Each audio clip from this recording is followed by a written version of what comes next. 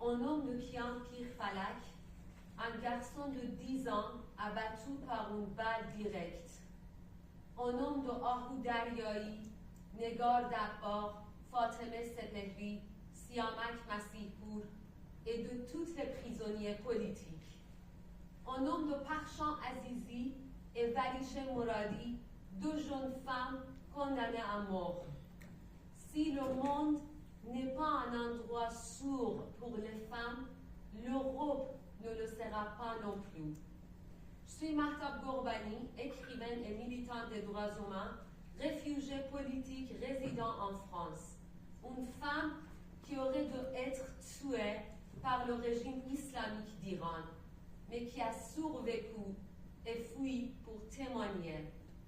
Aujourd'hui, c'est la journée mondiale des droits humains, mais les droits humains ne devraient-ils pas être universels pour toutes les populations du monde?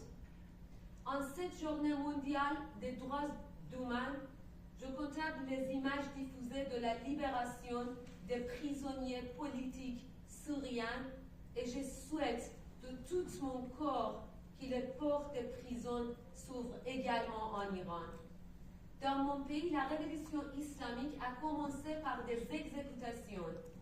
10 ans après cette révolution, plus de 4000 personnes ont été exécutées dans les prisons de la République islamique.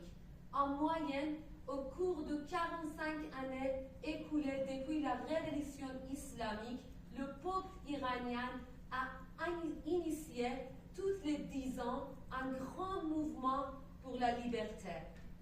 Et à chaque fois, il a été réprimé et massacré dans les rues et les prisons.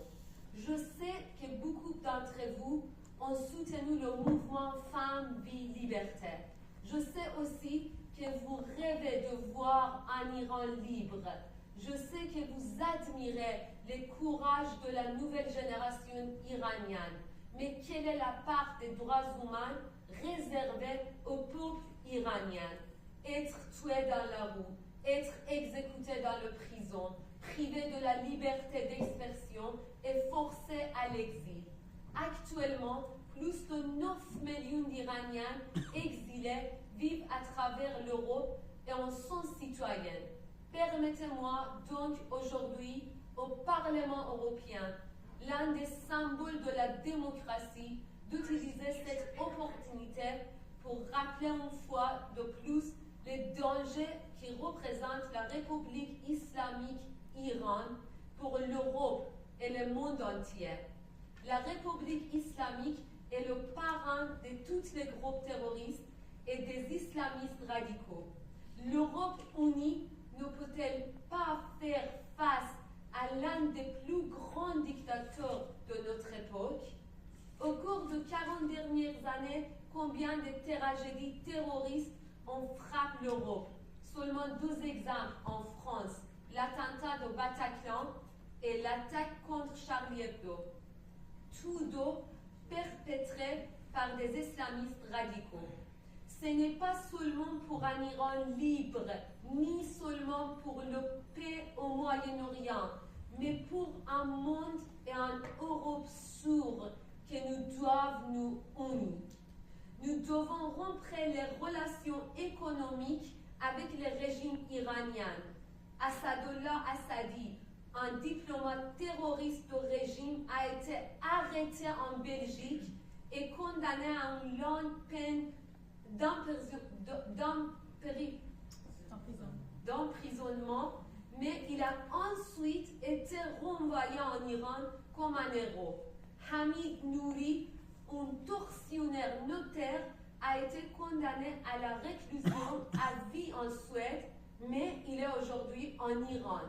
Sepah Pastaran, la plus grande organisation terroriste au monde, n'est pas encore inscrit sur la liste des organisations terroristes. Les dirigeants terroristes de la République islamique sont toujours acceptés dans les fronts internationaux. Au cours de ces 45 années, plus de 500 opposants iraniens ont été assassinés en Europe. Quelques exemples. Dr. Bakhtiar dernière première ministre avant la révolution islamique, assassinée en France. Feridun Farrokhzad, poète, assassiné en allemand. Dr Qassem Loub, assassiné en allemand. L'Europe d'aujourd'hui n'est pas en géographie éloignée du Moyen-Orient.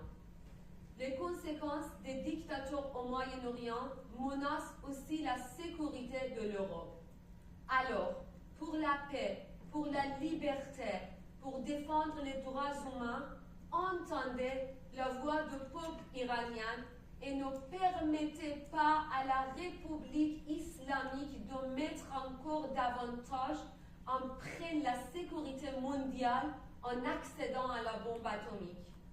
Ne laissez pas les dictateurs s'unir à la place des défenseurs de la liberté. Merci. Femme, vie, liberté. Zan Zendegi Azad.